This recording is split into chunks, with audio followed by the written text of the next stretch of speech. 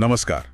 आज हम बात करने वाले हैं उन सॉफ्ट स्किल्स की जो आने वाले साल मतलब 2025 में प्रोफेशनल सक्सेस के लिए बहुत जरूरी मानी जा रही हैं। हाँ, बिल्कुल। हमारे पास ऋषु चैतन्या के कुछ काफी अच्छे पॉइंट्स और सुझाव हैं और उन्होंने 10 खास स्किल्स पर फोकस किया है। और आज हम इन्हीं 10 स्किल्स को थोड़ा गहराई से समझने की कोशिश करेंगे। ये सिर्फ नाम नहीं है, बल्कि वो काबिलियतें हैं जो तय करती हैं कि हम अपने काम में, टीम में, करियर में कितने असरदार साबित होते हैं। बिल्कुल। अक्सर होता ये है कि हम टेक्निकल स्किल्स पर तो बहुत ध्यान देते हैं और वो जरूरी भी हैं, इसमें कोई शक नहीं। हाँ, वो तो है ही। पर कई बार ना आगे बढ़ने का जो रास्ता है वो इन्हीं सॉफ्ट स्किल्स से होकर गुजरता है। तो चलिए इस पर थोड़ा विस्तार से बात करते हैं। देखते हैं 2025 के लिए कौन सी 10 स्किल्स सबसे अहम है। तो पहली स्किल जो ऋषु बताते हैं वो है कम्युनिकेशन, संचार कौशल। और ये सिर्फ अच्छी भाषा या वोकैबुलरी का मामला नहीं है। यहाँ बात हो रही है क्लैरिटी की, मतलब स्पष्टता की। हाँ, कॉन्फिडेंस यानी आत्मविश्वास, और कनेक्शन की, मतलब आप अपनी बात कितनी साफ रख पाते हैं, कितने यकीन से और सुनने वाले से जुड़ पाते हैं या नहीं। इसका एक बड़ा ठोस उदाहरण भी दिया उन्होंने। अपने एक IIT ग्रेजुएट दोस्त का टेक्निकल नॉलेज तो कमाल की थी, पर इंटरव्यू में रह गया। अच्छा, क्यों? सिर्फ इसलिए क्योंकि वो अपने आइडियाज को, अपनी बात को ठीक से कम्युनिकेट नहीं कर पाए। तो ये दिखाता है कि जानना एक बात है और उसे सही ढंग से बताना वो बिल्कुल दूसरी। ये बहुत अहम पॉइंट है, क्योंकि देखिए, साफ कम्युनिकेशन से ही गलतफहमियां कम होती हैं, टीम में एक भरोसा बनता है। सही बात है। और मिलकर काम करना आसान हो जाता है। ये सिर्फ बोलना नहीं है, बल्कि ये पक्का करना है कि आपका मैसेज उसी इरादे और मतलब के साथ समझा जाए जैसा आप चाहते हैं। और इसको बेहतर बनाने के लिए ऋषु ने एक प्रैक्टिकल टिप भी दी है। हाँ, क्या? कि लगातार 7 दिन रोज शीशे के सामने खड़े होके बस 2 मिनट अपना इंट्रोडक्शन देने की प्रैक्टिस करें, टाइमर लगाकर, अपनी कहानी, स्किल्स, गोल्स के बारे में। सुनने में आसान लगता है, पर रोज करने से कॉन्फिडेंस और क्लैरिटी दोनों बढ़ते हैं। ये वाकई करने लायक अभ्यास है। अच्छा, अब आते हैं दूसरी स्किल पर, बॉडी लैंग्वेज। हमारे हाव भाव, हमारे गैर मौखिक संकेत। यहाँ एक थोड़ी चौंकाने वाली बात ऋषु कहते हैं। क्या? कि हमारे कम्युनिकेशन का सिर्फ 7% असर शब्दों से होता है। सोचिए, बाकी 93% हमारी बॉडी लैंग्वेज और आवाज के टोन से आता है। ओह, 93%, ये तो बहुत ज्यादा है ना? ये सोचने पर मजबूर करता है। बिल्कुल, ये नॉन वर्बल कम्युनिकेशन की ताकत दिखाता है। हमारी मुद्रा, हमारे हाव भाव, आई कांटेक्ट, ये सब अनजाने में ही सामने वाले को लगातार कुछ न कुछ बता रहे होते हैं। हाँ, और शायद शब्दों से भी ज्यादा मजबूती से। सही कहा। ये हमारी विश्वसनीयता और आत्मविश्वास के बारे में बहुत कुछ कह जाते हैं। सही। बॉडी लैंग्वेज के कुछ उदाहरण भी दिए हैं, जैसे ओपन चेस्ट रखना, मतलब सीना तानकर, जो खुलेपन और कॉन्फिडेंस का प्रतीक है। आंखों से संपर्क बनाए रखना, हाँ, आई कांटेक्ट, जो ईमानदारी और ध्यान दिखाता है। और एक मजबूत हैंडशेक, जो आत्मविश्वास दिखाता है। दूसरी तरफ हाथ बांधकर खड़े होना या नजरें चुराना, ये गलत संकेत दे सकता है। और दिलचस्प बात यह है कि हमारी बॉडी लैंग्वेज सिर्फ दूसरों पर ही असर नहीं डालती, बल्कि हमारी अपनी सोच पर, हमारे मूड पर भी असर डालती है। अच्छा, कैसे? जिस तरह हम खुद को कैरी करते हैं, उससे हमारे अंदर कॉन्फिडेंस का लेवल भी प्रभावित हो सकता है। हाँ, ये बात तो है। इसी से जुड़ा ऋषु ने एक अनोखा सुझाव दिया है, पावर पोज या सुपरमैन पोज। सुपरमैन पोज, वो क्या होता है? उनका कहना है कि किसी जरूरी मीटिंग या इंटरव्यू से ठीक पहले 2 मिनट के लिए अकेले में जाकर वो सुपरमैन वाली पोजीशन में खड़े हों, हाथ कमर पर, सीना बाहर। अच्छा, इससे क्या होगा? इसके पीछे आइडिया ये है कि ऐसी शारीरिक मुद्रा हमारे हार्मोन्स को बदलकर थोड़े समय के लिए सही कॉन्फिडेंस बढ़ा सकती है। अब ये साइंटिफिकली कितना प्रूव्ड है, इस पर बहस हो सकती है, पर ऋषु कहते हैं कि कोशिश करने में हर्ज नहीं। इंटरेस्टिंग है, कोशिश की जा सकती है। तीसरी स्किल, सुनने का कौशल, लिसनिंग स्किल्स। इसे तो ऋषु ने रियल सुपर पावर कहा है। Super power, wow. हाँ, क्योंकि बात करना तो सब चाहते हैं, पर सच में ध्यान से सुनना, समझना, ये कला कम लोगों में होती है। यहाँ असल में एक्टिव लिसनिंग यानी सक्रिय श्रवण की बात हो रही है। ये सिर्फ चुप रहना नहीं है। नहीं, बिल्कुल नहीं। ये है पूरी तरह से मौजूद रहना, सामने वाले की बातों को, उनकी भावनाओं को, और यहाँ तक कि जो वो नहीं कह रहे उसे भी समझने की कोशिश करना। इससे न सिर्फ गलतियां कम होती हैं, बल्कि रिश्ते भी मजबूत होते हैं। ये सहानुभूति, एम्पैथी का बेस है। अपना अनुभव भी बताया है कि कैसे सिर्फ अपने बॉस की बातों को ज्यादा ध्यान से और बिना टोके सुनने की आदत डालने से उन्हें 6 महीने में प्रमोशन मिल गया। अरे वाह, ये तो सुनने की ताकत का सीधा सबूत है। बिल्कुल। एक्टिव लिसनिंग के लिए उन्होंने एक फॉर्मूला भी सुझाया है, स्टॉप, लुक, लिसन, रिस्पॉन्ड। अच्छा, इसे थोड़ा समझाएंगी? हाँ, मतलब स्टॉप, अपनी बात कहने की जल्दी ना करें, सामने वाले को पूरी करने दें। लुक, उनकी तरफ देखें, आई कांटेक्ट रखें। लिसन, सिर्फ शब्द नहीं बल्कि उनके पीछे का मतलब, भावना सुने। और फिर रिस्पॉन्ड, सोच समझकर उनकी बात को ध्यान में रखते हुए जवाब दें। ये बहुत प्रैक्टिकल फ्रेमवर्क है। Stop, look, listen, respond. और इसे रोजमर्रा में उतारने के लिए ऋषु ने एक चैलेंज भी दिया है, 24 आवर्स का चैलेंज। कैसा चैलेंज? कोशिश करें कि अगले 24 घंटे आप किसी को भी बातचीत के बीच में ना टोकें, इंटरप्ट ना करें। उनका कहना है कि ये आदत रिश्तों में बड़ा सुधार ला सकती है। ओह, ये मुश्किल होगा पर कोशिश करने लायक है। इंटरप्ट ना करना। चौथी स्किल है लीडरशिप और टीम वर्क। यहाँ एक जरूरी बात ये निकल कर आती है कि लीडरशिप सिर्फ कोई पोस्ट या टाइटल नहीं है। सही। ये असल में दूसरों पर प्रभाव डालने, इन्फ्लुएंस करने की क्षमता है। अमेज़न के जेफ बेजोस का जिक्र करते हुए मैं बनाम हम के माइंडसेट के फर्क पर जोर दिया गया है। ये बहुत ही प्रासंगिक बात है आज के दौर में। सच्ची लीडरशिप मैं से नहीं, हम से शुरू होती है। जब लीडर हम की भावना से काम करता है या करती है, हाँ, तो टीम में अपनेपन का एहसास होता है, एक साझा जिम्मेदारी पनपती है और सब मिलकर लक्ष्य की तरफ बढ़ते हैं। ये किसी भी ऑर्गेनाइजेशन की सफलता की नींव है। और अच्छी लीडरशिप के लिए कुछ गुण भी जरूरी बताए गए हैं, जैसे एक साफ विजन होना, टीम के सदस्यों के लिए सहानुभूति रखना और मुश्किल वक्त में सही फैसले लेने की क्षमता। और ये गुण सिर्फ उन लोगों के लिए नहीं है जो औपचारिक रूप से लीडर हैं। अच्छा, टीम का हर सदस्य इन गुणों को अपने अंदर विकसित करके योगदान दे सकता है और एक पॉजिटिव असर डाल सकता है। हम की भावना को बढ़ावा देना सबकी जिम्मेदारी हो सकती है। इसे प्रैक्टिस में लाने का एक आसान तरीका भी ऋषु ने सुझाया है क्या? कि अगली टीम मीटिंग में ध्यान दें कि आप कितनी बार मैं शब्द का इस्तेमाल करते हैं और कितनी बार हम का, और फिर कोशिश करके हम का प्रयोग बढ़ाएं। देखें कि टीम के माहौल पर क्या असर पड़ता है। छोटा सा बदलाव पर असरदार हो सकता है। 5वीं स्किल है प्रॉब्लम सॉल्विंग और क्रिटिकल थिंकिंग। कहा जाता है कि किसी भी कंपनी में सबसे वैल्यूएबल लोग वो होते हैं जो प्रॉब्लम सॉल्व कर सकते हैं, प्रॉब्लम सॉल्वर्स। बिल्कुल। और प्रॉब्लम सॉल्विंग सिर्फ जवाब ढूंढना नहीं है, ये है समस्या को गहराई से समझना, उसका विश्लेषण करना, अलग अलग विकल्पों पर सोचना और फिर सबसे असरदार समाधान चुनना।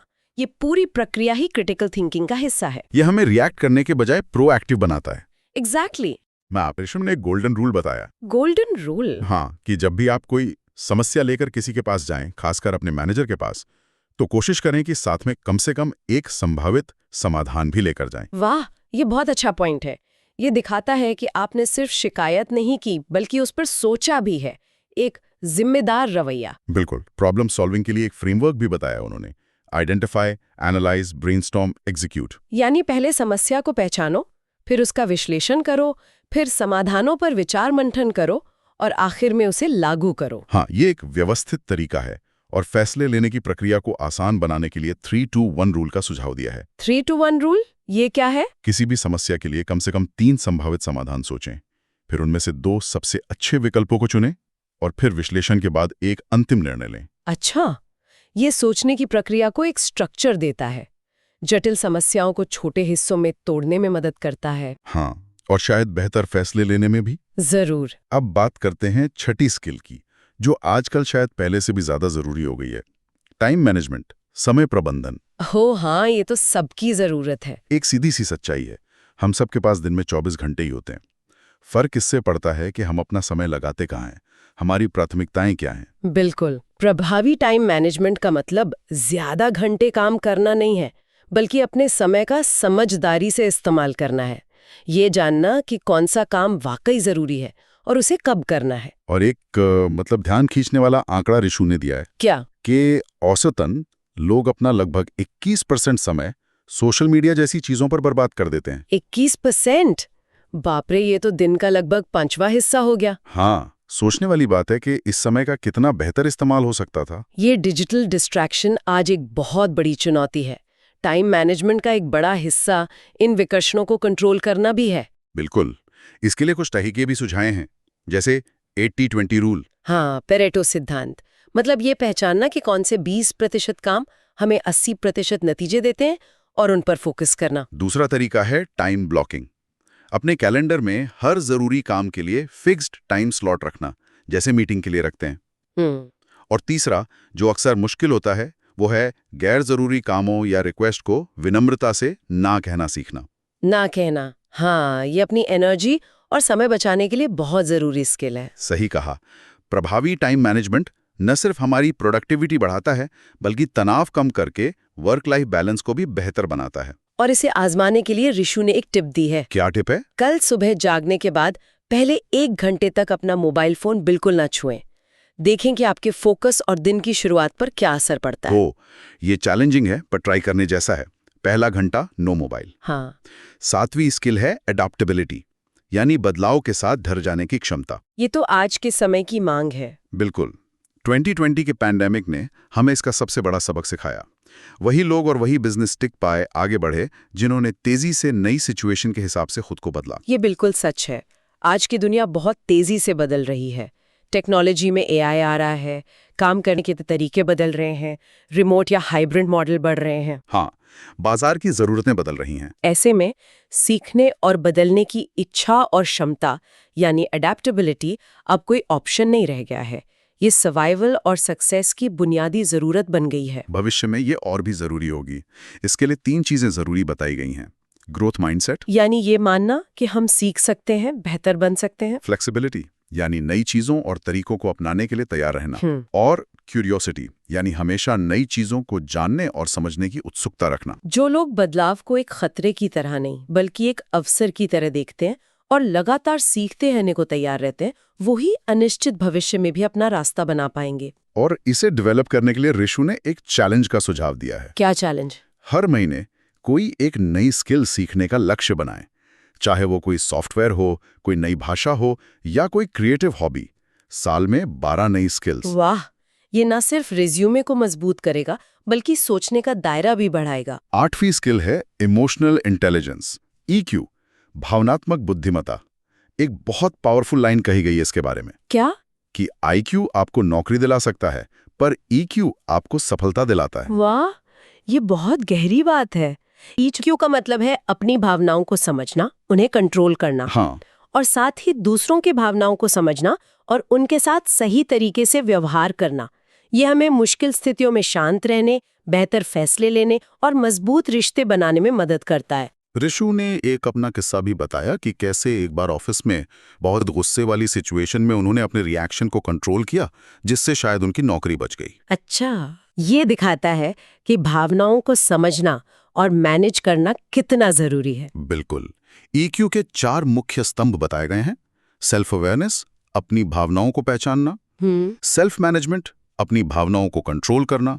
सोशल अवेयरनेस, दूसरों की भावनाओं और नजरिए को समझना, यानी सहानुभूति। एम्पैथी। और रिलेशनशिप मैनेजमेंट, रिश्तों को बनाना और निभाना।